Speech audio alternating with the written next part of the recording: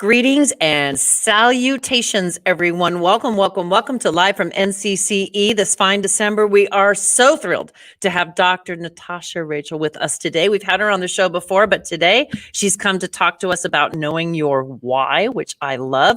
If you don't know her, she's a director of instructional technology, and she has her education doctorate in organizational leadership. She is an incredible speaker, and I love that she did the Good Trouble Minecraft World, which is, did you tell me the most downloaded Yes, world?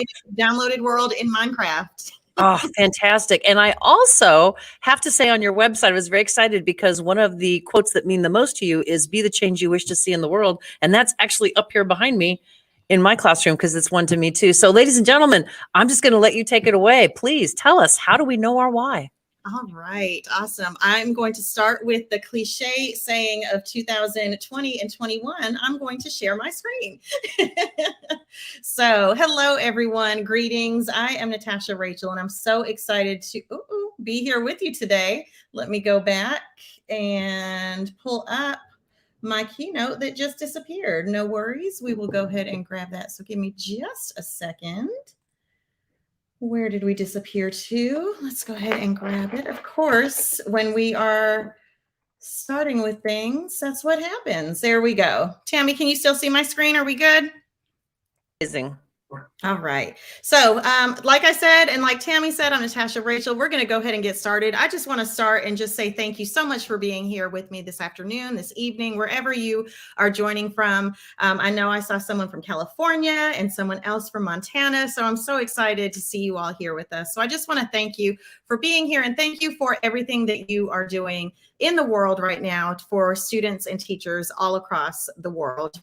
Of course, I mean, we say it all the time. The past year and a half to 2 years has been crazy. And the fact that you are still hanging in there and making a difference is huge. So like Tammy said, I work for Atlanta Public Schools. I'm the director of instructional technology, and every day looks a little bit different. Sometimes we are working with students. Sometimes we're unloading boxes and, getting media centers together. Some days we're walking around with construction hats on. It's all different every single day. And I absolutely love what I do. And when I leave work, I get to come home to this amazing crew here. So if I were with you in person, I would have you all stand up at this time. But since we're not together, I'm going to trust that you will do what I ask you to do. If you will take your index finger for me and point to the ceiling, and then point to your left. I think I'm going to be turned, so I'll go this way.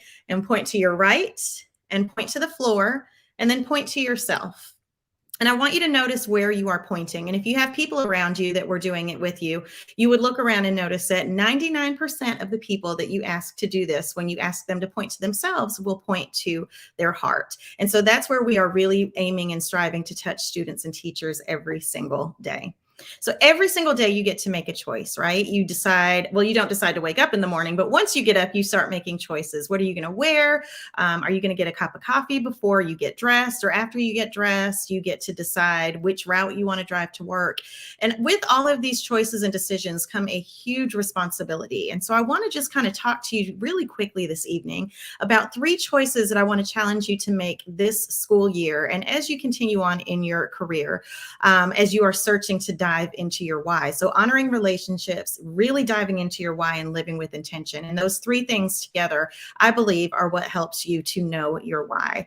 So in talking about honoring relationships, this is where I started my teaching career. I'm an alternatively certified high school science teacher, and I started it at Lithonia High School, which is just about 25 minutes east of Atlanta. And it was there that I met students like Brandon. Brandon here he and I are at his high school graduation on the left, and he graduated from Yale on the right-hand side. He got a full ride academic scholarship to Yale. The school that we, all these students that I'm going to tell you about, is 99% African-American, and it is a Title I school. And so a lot of these students beat the odds of circumstances to just do amazing, amazing things. And so again, students like Brandon, just absolutely love him. He lives in Washington, D.C. in like a penthouse with his best friends, and he's just doing amazing things. I also had the opportunity to teach students like Jamar. Jamar is in Baltimore, and he's an educator, and he ran for city council in his city where he lives. And so he didn't win, but he ran. His last name is Day. And so his quote was, "It's a new day." And that was a slogan that he ran with for his for his campaign. I also had students like Sheldon. Sheldon was like 6'2", and he, was like my teddy bear. And I'm like 5'3" on a good day. And so Sheldon was absolutely another one of my amazing students. Sheldon was very much into music. He liked to produce and write and create. And so one day I gave my students an assignment. And I think it was probably one of those days where I hadn't lesson planned. We all have those days. And so we were studying the water cycle, carbon cycle, and nitrogen cycle. And I told the class to come up with a project. It was on a Monday. I gave them free reign to develop and create something. And I said, it's due on Friday and you can create whatever you want. Sheldon came in the very next day and put a CD down on my desk, the compact disc. I know if there's any younger teachers on here, you're probably like, what's a CD? The old school CDs that you had to put into the computer. And on it in black Sharpie, it said water cycle rap. And he was so excited. Now, Sheldon didn't say a lot during class. He was really quiet, but he was so excited to give me this CD. And he said, Miss Rachel, put it in, put it in. And I was like, okay, let me take attendance. I had him first period. It's 8 o'clock in the morning. He's so excited. So I put it in and he rapped from top to bottom about the water cycle. He even gave me a shout out on the rap, which at that point I was like A+ for Sheldon. And he, on that assessment, was able to kind of regurgitate what he had taught himself and learned by doing the research on the water cycle and then putting it into a creative format that he was just so passionate about. Students like Kirsten, here's Kirsten and I was also the cheerleading sponsor at the school. And so Kirsten asked, would I help escort her down during senior night with her mom. Her father had passed away. And so that was just a huge honor. And so here we are at her high school graduation as well. She also was a summer camp counselor for my son. And so this is my younger son who is now 17 and about to graduate from high school. So just so passionate and love that she, poured into students. And then I was actually able to see her get married 2 years ago. She also now has a little girl of her own. And then we had students like Cortez. Me and him were huge Kobe Bryant fans. When Kobe Bryant passed away, he was the first person that called me, and we just mourned over that together. But Cortez was another amazing student. And this is Cortez with a K. Now, the reason I want to talk about Cortez with a K, Cortez was a huge John Legend fan. He's the person that got me to fall in love with John Legend. And I used to tell my students, while you are my students, we cannot be friends on Facebook. This is when it was like the cool place for kids to be, was on Facebook. Now it's just all of us older people. And so I told them, once you graduate, you can friend request me. And if I like you, then I'll accept your friend request. So of course I accepted Cortez's friend request. And so one day I posted on Facebook, I said, tell me about a teacher that had an impact on your life and why. And it wasn't targeted to Cortez. It was targeted towards whoever wanted to respond. And so he responded. And in his response, I was blown away. Now I'm not going to read all of this to you, but this part down here on the bottom, he says, I still remember when they told me about the science part of the Georgia high school graduation test. I came to you crying like a baby because I thought all of my plans would be put on halt because I would not be able to graduate. The first thing you said to me was, boy, pull yourself together and let's figure it out and revisit the portions where I was lacking. Definitely will not go unnoticed. You definitely played a major part in saving my life. All the feels. Now, do I believe that I saved Cortez's life? Absolutely not. I'm so honored that he thought to put these things into words. These thoughts into words. But the fact that I had just a smidgen of an impact on his life just really, really sits awesome with me. And the funny thing is, I don't remember that interaction with Cortez, but he does. We teach thousands of students throughout our career. They will remember every single teacher that they had. And so it goes to show, in agreement with Dr. Maya Angelou, people will forget what you said. They will forget what you did, but they will never, ever, ever, I added the evers, forget how you made them feel. Huge responsibility. Just like I will never forget how Mr. Pac-Man made me feel. Mr. Pac-Man was a substitute teacher that I had in the 4th grade. That is 4th grade Tasha right there. And he was a substitute teacher. Coincidentally, he was the only African-American teacher that I had my whole K-12 career. And he was just a sub. I had him for 2 days. But I was that student that would like break my pencil lead just to get up and walk to the pencil sharpener. I would ball up a piece of notebook paper just to walk to the trash can. I was bored. If you let me tell the story, I was gifted. But Mr. Pac-Man said to me one day, after about the 4th or 5th time of me getting up out of my seat in front of the entire class, he said, "You are just like Marilyn Monroe. You're pretty, but you're dumb, in front of the entire class in the 4th grade. I still remember that to this day. The things that we say to our students, the things that we say to each other have a huge lifelong impact. And you have to be responsible for the energy that you bring into spaces. You could be having the worst possible day. You could be going through so much at home, but when you step foot into your classroom, or if you step foot into your office, or wherever it is that you interact with students, teachers, or colleagues, you have to make sure that you are being super responsible for that energy that you're bringing in. I want to tell you a quick story about my hallway homies.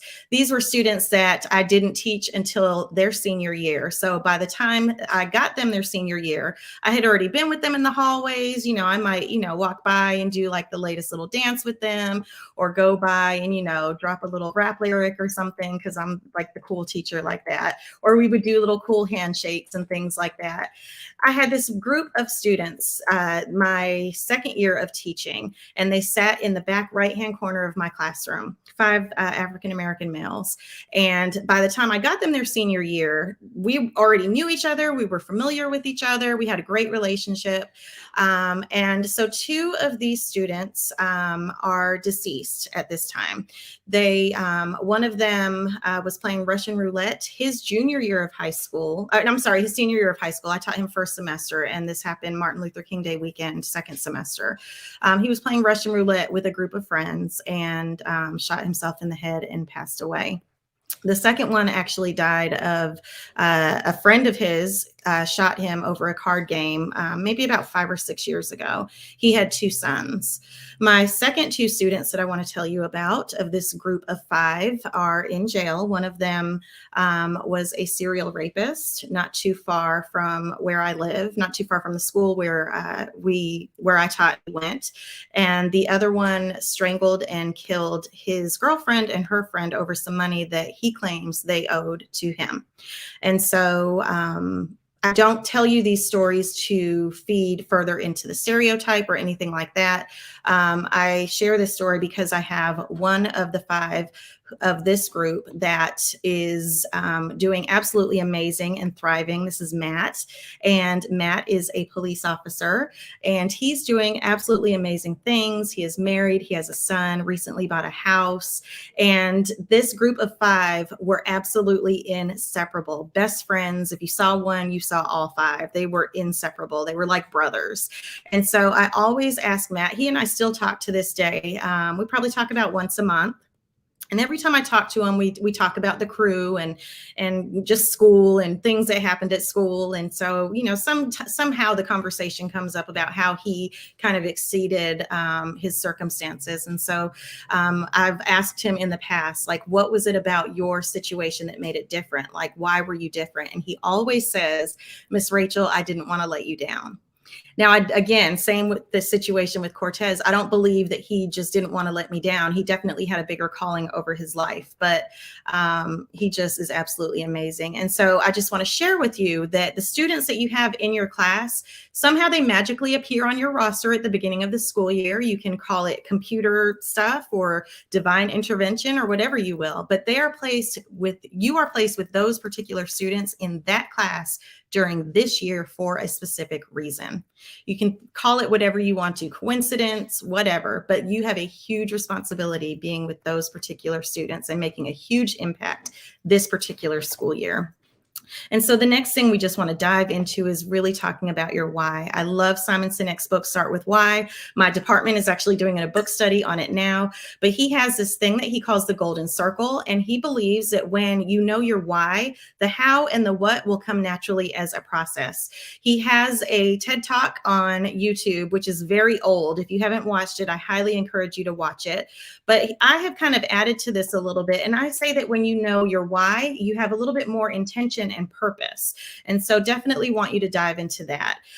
We have a huge why to provide every student with an opportunity for their voices to be amplified. And with everything that is out there now, and this is just like a smidgen of what's out there, we really could get lost in all of that. But I don't want you to let the fear of what could happen make nothing happen. Meaning, if you are nervous about trying something new, or trying a new tool or trying a new lesson or rearranging your classroom. I don't know. Don't let the fear of what could happen make nothing happen. Take a chance, take a risk, really be transparent with your students and let them know, hey, we're going to try something new. Don't know if it's going to work or not, but we're going to try. I promise you they'll be on board. And then also don't let those fears and insecurities and limiting beliefs of other people limit what's possible for you. Just because, Miss Jones next door tried it and it didn't work for her doesn't mean that it's not going to work for you. Again, take that step out and take that risk.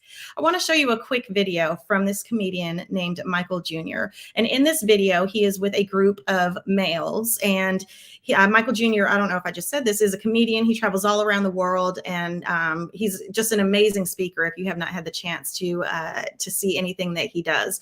But in this particular instance, there's a gentleman sitting in the audience, and he asks the gentleman, can you sing a part of Amazing Grace? This is what he does. All right, so let me get a couple bars of like Amazing Grace. Can you do the first part of that? Go ahead.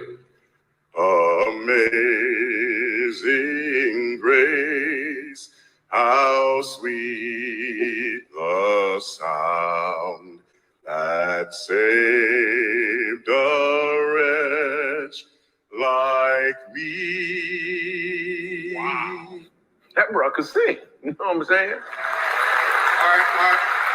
So then he tells him that was great. And I kind of cut a little bit of this video up so we could, for time's purposes. But he said, now I want you to sing it like your uncle just got out of jail and that you got shot in the back when you were a child. And he gives him all of these like random kind of pain things. He says, sing it and give me that version and listen to the difference. Amazing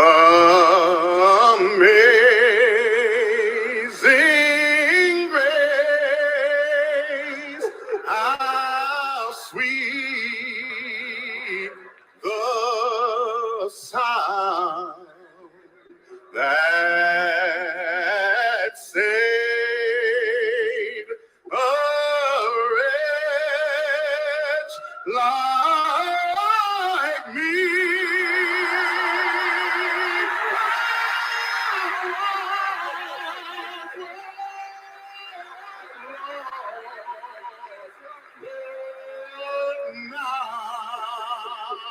Right now I'm found was blind, but now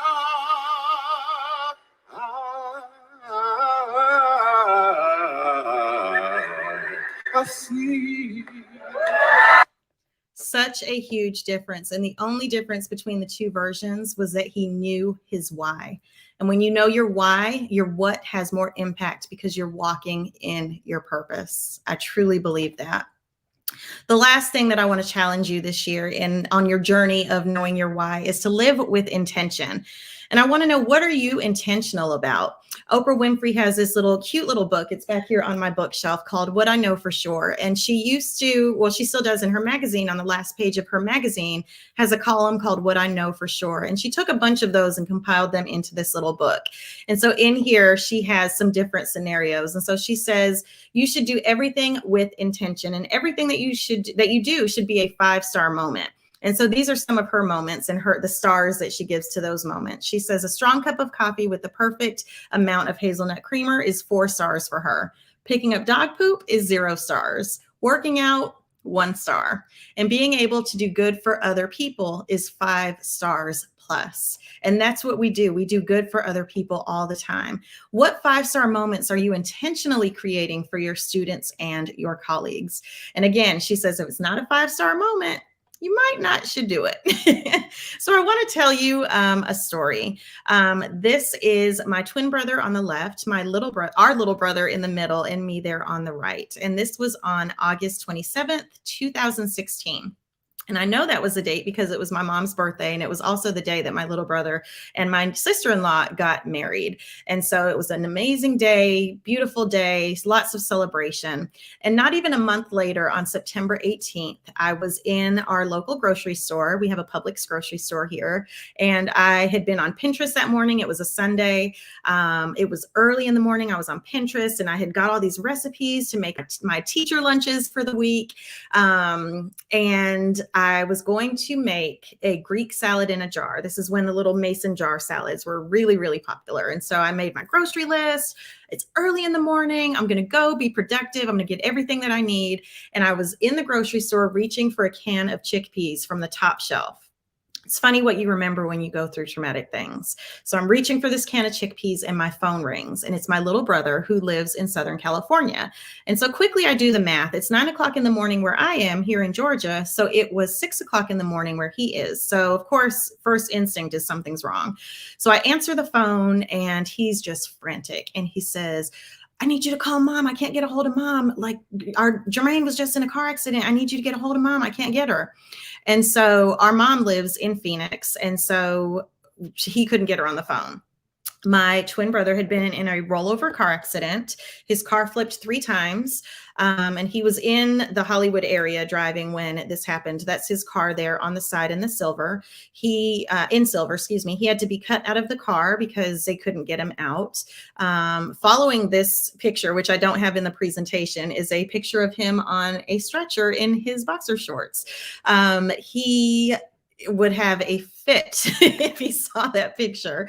Thank God he had his seatbelt on. He is still here with us. But this article was floating around social media not even an hour after the accident happened. So love-hate relationship with social media. Before we had a chance to notify everybody that we needed to that this had happened, the article was floating around.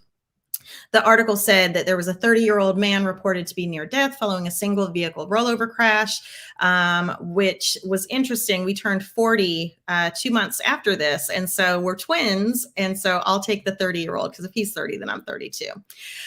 This was what his car looked like when we went to retrieve his belongings. Again, that side of the car was cut off. And it just is amazing that he walked away from such a horrific accident. So here he is going through kind of his healing process, learning how to stand up.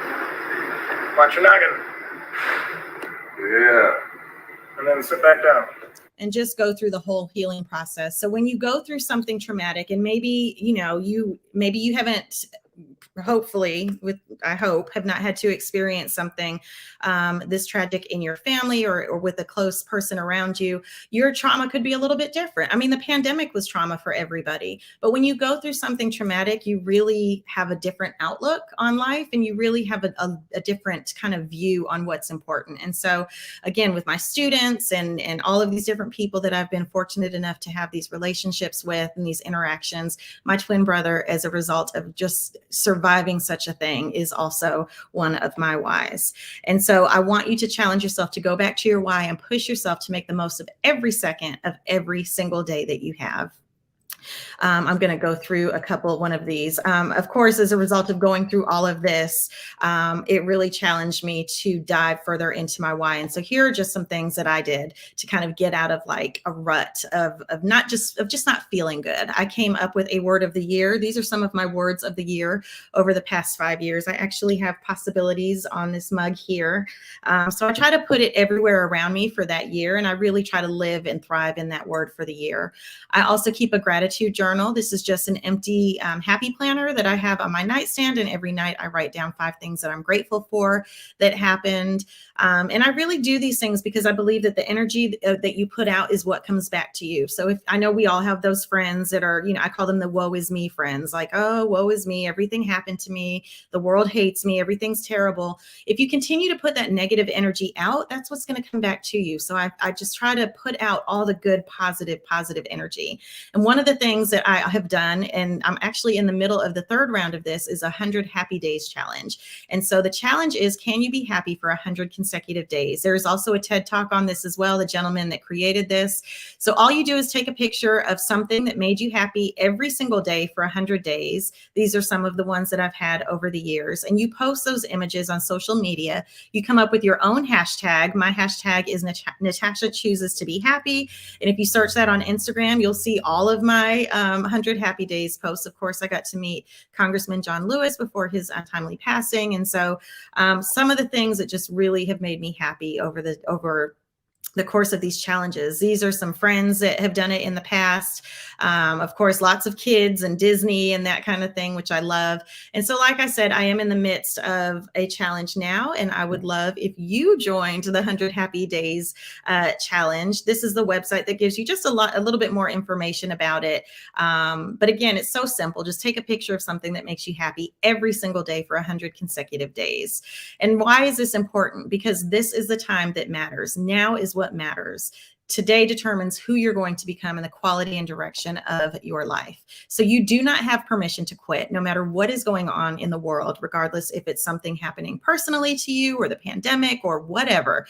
Work is just stressful, whatever. You didn't get enough sleep last night. You don't have permission to quit. Your students need you, teachers need you, your colleagues need you. It's not enough to succeed on your own. You have to care about what happens to the kid in the desk next to you at school, the teacher in the classroom next to you, the person in the cubicle next to you. You have to care about everybody and take in everybody's full story. Everybody's going through something. Everybody's dealing with something.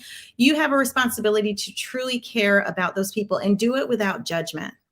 Everybody's going through something, right? I got to meet John Maxwell at a conference a few years ago, and he told this story about his dad. His dad was turning 99 when he was telling this story, and he said that he was with his dad, and his dad looked up at him and said, you know, John, I'm turning 99 next week, and I truly believe that my best days are still ahead of me. And I said, wow, to be 99 and think that your best days are ahead of you and not behind you is absolutely amazing. And I believe that our best days are still ahead of us. We will definitely be better versions of ourselves tomorrow than we were today. And I always love this video here. So I'm going to leave you with this.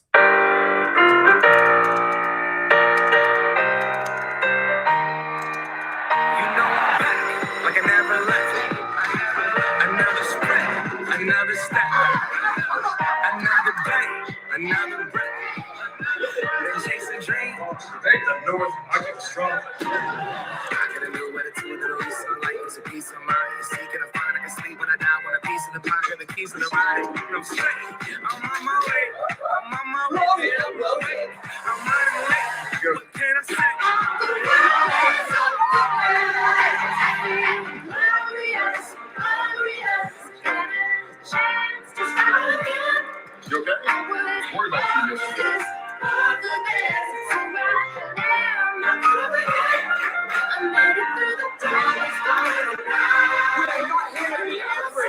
We're here to be amazing.